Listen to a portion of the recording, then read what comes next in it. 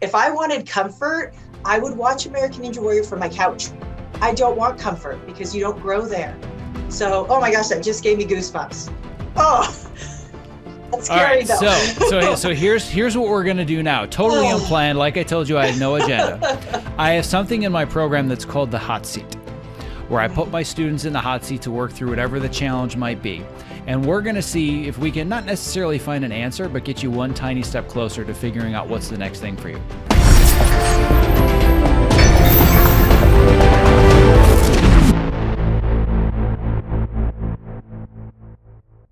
No, it sounds so crazy when I think about this, but again, those feelings, um, as much as I love teaching, and I still do love it today, um, I feel like there's something else I'm supposed to do. And I don't know what it is. And I think my wheels are turning because it just, part of me, it doesn't make sense. I'm doing a job I love. I'm making a difference in these kids' lives. I'm investing in their lives. But there's something in me going, there's something else you're supposed to be doing. I think, really? I'm living this comfortable, great life. I'm teaching. I love it. I love what I do. I'm finally making decent money at it because I've been at it for a while. And now it's this feeling of, but there's something else. And I have no clue, Zach, as to what it is. But that's kind of my state of mind right now, is trying to figure out what that feeling is in my gut, that there's something else.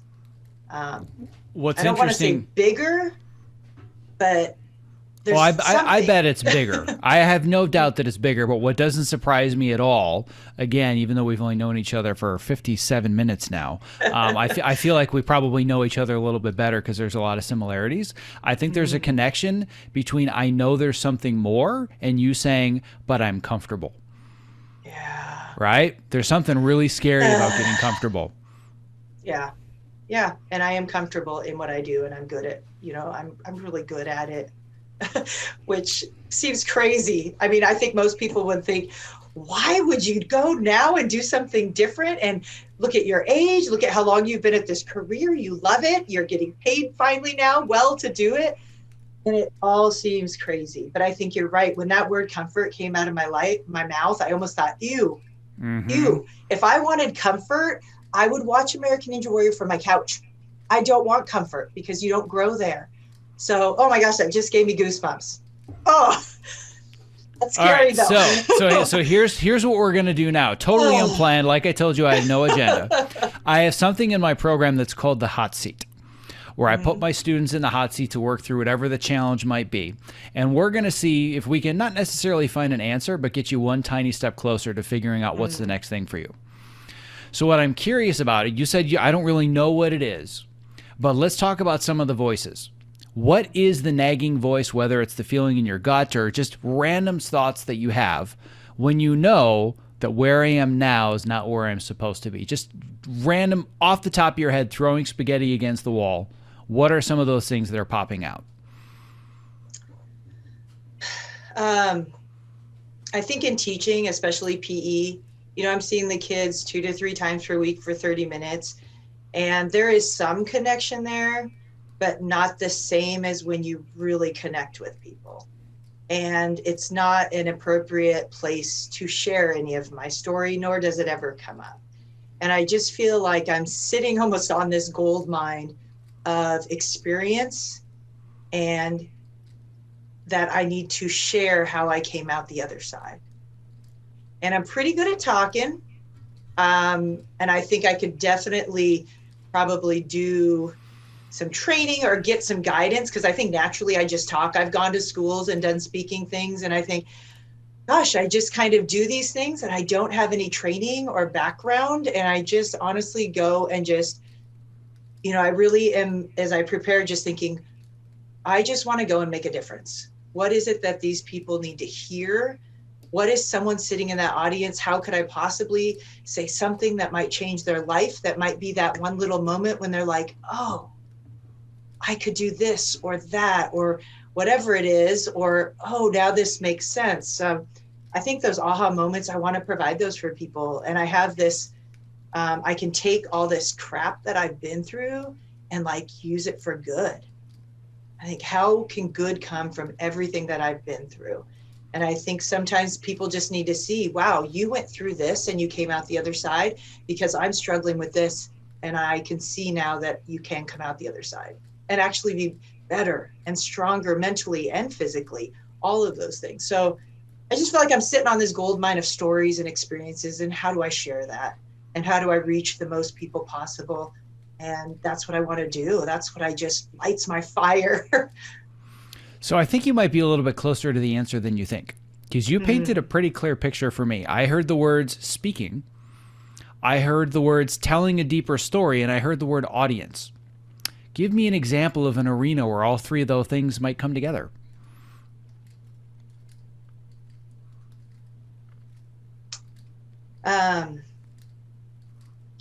Well, I think like on American Ninja Warrior, you get a little bit, but it's usually not in depth. But I Well, think we've already doing talked about how you don't get the personal Yeah. connection, number one, because people don't realize Yes. how lonely it actually is running American Ninja Warrior. It's like you're just standing Yeah. on the platform and you're waiting for a stage manager, like, okay, go. Right? Like, Yeah. I mean, you've had the benefit of doing it in front of a live audience. I've only done it during COVID times, and it's just like you can hear a pin drop, and you're like, this Yes. is weird, and then you're done, and that's it, right?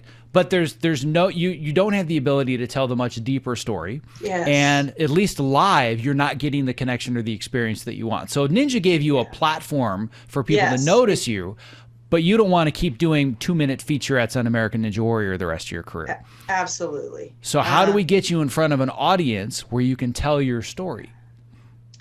Well, the stuff that has excited me, like I have gone to elementary schools and I've talked, and like one in particular, I was just like, wow, I got done with that. And I thought, I don't know how they all felt, but I felt like I hit that out of the park.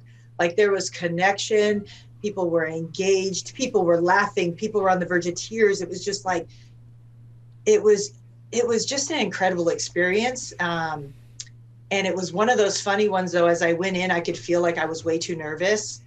And I thought, oh my gosh, this is going to be awful. This is going to be awful. And so I actually went before my thing, because what calms me is exercise. It's been my go-to therapy. So I get on the treadmill and I'm running before I do this talk.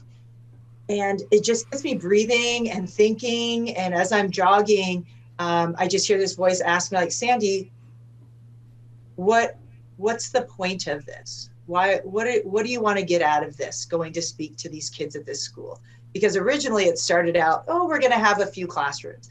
And then a few classrooms turned into whole grade levels. And then it turned into, well, the whole school wants to go now. So it turned into what I thought was going to be like this little thing to this huge school-wide thing.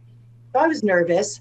And I just remember like that voice going, Sandy, what's the point? What do you want to do here? And I just, as I'm running, I'm thinking, well, I just want to make a difference. I want to impact lives. My goal is to impact lives through this talk. That something I say will make a difference. And then as I'm running, I'm like, that's my goal. Okay, that's what I want to do. And then I hear this other voice go, does it have to be perfect to be impactful? And it hit me like a ton of bricks. And all of a sudden I didn't feel that nervous, just that little bit of nervous. You need to be your best. But it was like, gosh, that's so true. I don't have to be perfect to be impactful. Now get in there, go own that stage, walk in like you own it, chest out, head up, and go share your story. And lives will be changed. And it won't be perfect. Like that, that was the whole conversation. And I went in there and it wasn't perfect. It wasn't. But I think it was really impactful. And I've never had more people like reach out and go, that really changed my life. And it was a teacher or my students. We've been using your story all school year to share stories of grit and perseverance. And but it was interesting how it also impacted the teachers and the kids. And that one really comes to mind of that felt great. But how do I still got to pay the bills and my kids need to have food on the table and a roof over their heads. So I think that's the struggle that I'm having now, is that I have these responsibilities and these bills to pay and things to do. And I love teaching. So it's safe and it's comfortable and I can do that. But also this feeling of there's something more I need you to do. There's a bigger purpose that I have for you. How do I make that come? How do I make that happen? And I think that's kind of the limbo I'm in right now, is I I don't want to be comfortable. And you're right. That's such a gross word to me. It's almost like a cuss word. When it comes out of my mouth, I'm like, oh, safe, oh, comfortable. Well, I don't know if you realize it, but the conversation changed over the last 5 minutes. You're asking a different question now than you did when we started. The question that I asked you that was a reflection of what you were asking yourself is, I don't know what I want to do. The conversation ended with, I don't know how to do it. It seems you're way clear on what it is that you want to do, but you're getting stuck in, I don't know how to make it happen, but you're confusing it with, I don't know what it is. You painted a very vivid, clear picture of what I think this looks like. So is there more what in there, or are you clear on what it is that you really want to do to make the impact? Because it wasn't like, maybe I'll do this or that or the other thing. Like, you basically described exactly what you want to do all day, every day. It sounds to me like if you could repeat that experience speaking to those kids, and you could do that 2 or 3 days a week, something similar to it, and make a living off of it, would you do it? Oh, yes, absolutely. All right. So what? Yeah. Checked off the list. That Done. excites me. I thought, how could I mean, I think that would be using the gifts I've been given, the stuff that I have been through, and really taking it and being able to impact lives. Because ultimately that's what I want to do. I want to do that for people so they can have their moments. It's, it's like just seeing other people chase their dreams, seeing other people even tap into their potential. I don't say full potential because I feel like none of us are even close, not even close. But we can keep pursuing. So yeah, that would be quite a life, and that'd be quite a change. And I'm 45, so that seems even nuttier. That sounds like a limiting belief to me. Was that a limiting belief? Well, I mean, I'm trying to see, I think you're going to call me out, aren't you? I don't call it the lukewarm seat. There's a reason it's called the hot seat. Oh, yeah. Is your story any worse or less impactful because you're 45 versus 25? Absolutely not. It comes with a lot of wisdom and life experience, actually. So I'm much more impactful, actually, now than I ever would have been in my 20s or 30s. And how about if you waited another 5 years? Is your story going to suck when you're 50? No. Those are very good points. And you seem like you have enough energy, and it seems like you can get out of bed in the morning and swing from one bar to the next if you need to. So it doesn't seem like energy is going to be a problem at your age. True. So I think you know what you want to do. I think where you're getting stuck is, how do I make it happen? Because there's logistics and there's all kinds of things that are scary, like not being able to pay the bills, or what if there's traveling involved. But I don't know. You seem a lot clearer on what it is that comes next and what really drives you and what would energize you. Yeah.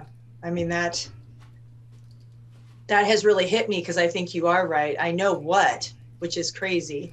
And I think that's why I was kind of like, I don't know what it is. But I do know what lights my fire, and I know what my gut is like. You got to share your story. You got to share your story. But I think you're right. I'm hung up on the how. It seems really complicated. Because it is complicated. You're not not wrong. It's not easy. But since when have you been afraid of doing something that's hard? True. Yeah. Well, now I have a whole lot of homework to do to figure out the how. My podcast guests every once in a while come away with some homework. They don't realize that they're going to actually go through this whole deep experience. I warned you. I told you it's not going to be a fluff piece. So Sandy, what was it like hitting the buzzer on American Ninja Warrior? That seemed like it was really exciting. Were you happy? Tell us all about it. Oh, geez. Right? We've all heard that, and I'm sure it was exciting and exhilarating, but there's a whole lot more that we can dig out of somebody's story, and that's why I knew that when I saw yours and I started to dig into it deeper, I'm like, oh, there's a gold mine of good stuff here. Because you know the same thing. You know there's a gold mine of experiences, both good and bad, that can impact others. And you're already having a hugely positive impact on people, both with telling your story, going on shows, but also being a teacher. But you just know there's something more. Yeah. It's annoying, isn't it? It is God, so it's annoying. annoying. I can't tell you, because I mean, I could easily just go on as I've gone on and it would be much easier. but but I wouldn't feel as fulfilled. And isn't that what we really want in life, is to feel like we are fulfilling what we came here to do? And I feel like that is what the next chapter is using the growth that I've had through American Ninja Warrior and the courage and confidence that I have now to share my story and my gift of gab. I can't read very well still, and all of that is a struggle, but I have this ability to talk and to share, and I can develop it too. I think there's a lot of room for growth, but I I just can't sit on these stories and not share them and everything that I've learned from them. It just is, it seemed like such a waste.